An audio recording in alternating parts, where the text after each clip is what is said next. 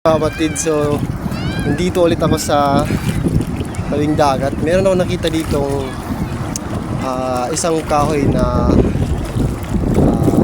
baka malaki din yung potensyal na may pugad kasi may butas eh.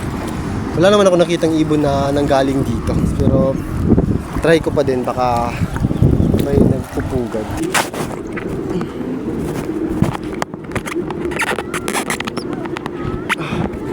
Medyo mahirap yung pag-akyat mga kapatid dahil 100 tayo. Okay. Isang maling galaw talaga.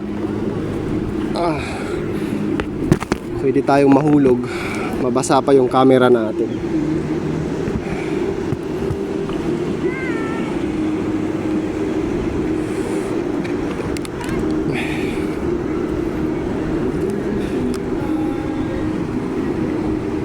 Okay, eto mga kapatid, meron nga.